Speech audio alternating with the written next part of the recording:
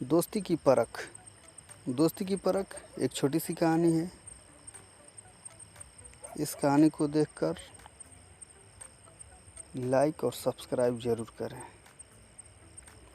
पूरा कहानी देखने के बाद आपको यह कहानी कैसी लगी कमेंट करके ज़रूर बताएं। किसी शहर में धनेश नाम का एक व्यक्ति रहा करता था। उसके पास बहुत ज़्यादा धन हुआ करता था। वह अपने पैसों को अपने दोस्तों पर खर्च करना पसंद किया करता था। धनेश को यह पैसे उसके परिवार से मिला हुआ था। धनेश ने खुद यह पैसे नहीं कमाए हुए थे, इसलिए वह अपने दोस्तों पर हद से ज़्यादा पैसा खर्च किया करता था। धनेश के अधिकतर दोस्त मतलबी थे। वह सभी धनेश से पैसों के लिए दोस्ती किए हुए थे। धनेश के दोस्तों में ही एक दोस्त था जिसका नाम रमेश था।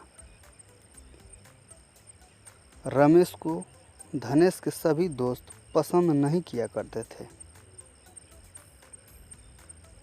क्योंकि रमेश काफ़ी ईमानदार था। वह धनेश के पैसों को बर्बाद नहीं करता था। रमेश धनेश को भी समय समय पर बताया करता था कि वह अपने पैसों को इस तरह से बर्बाद न करें, पर धनेश कहाँ किसी का सुनने वाला था। धनेश के दोस्त धनेश के कान को भरकर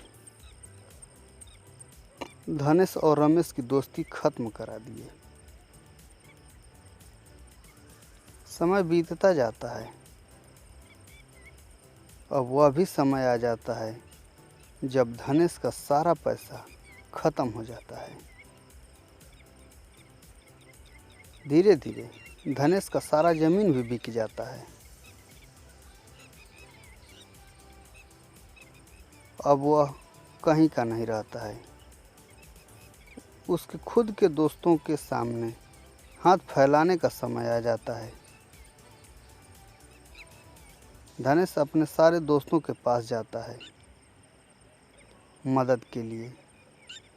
धनेश के कुछ दोस्त साफ मदद करने के लिए मना कर देते हैं।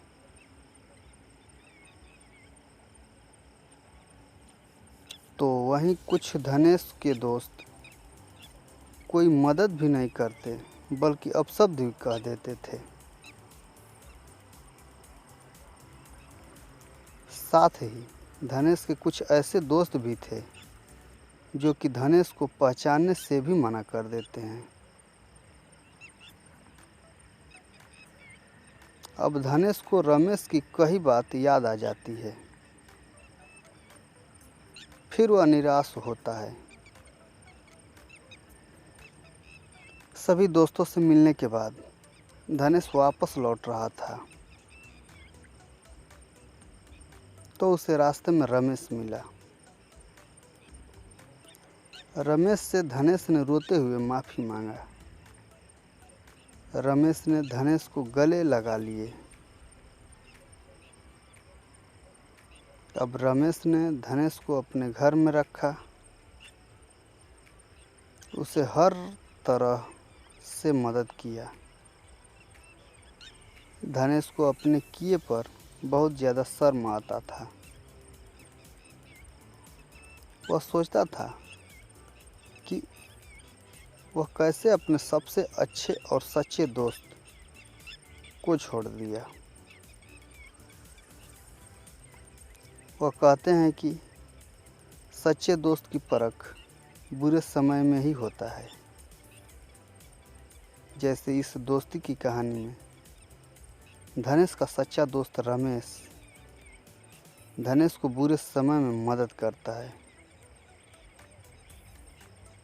रमेश की मदद और धनेश की कड़ी मेहनत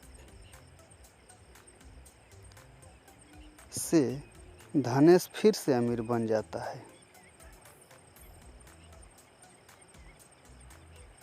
अब धनेश को सच्चे दोस्त की पहचान समझ में आ गई थी।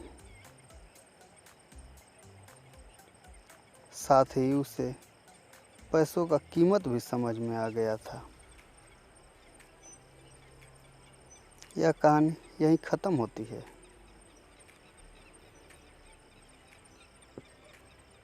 कहानी से सीख।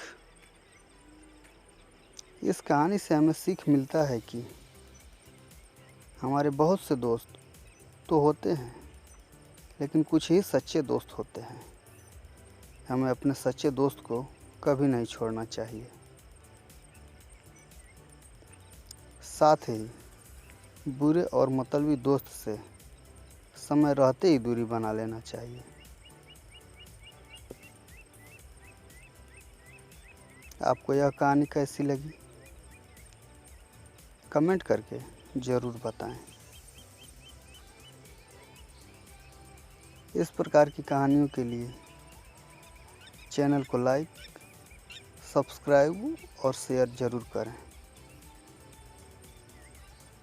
आपका बहुमूल्य समय देने के लिए दिल से धन्यवाद।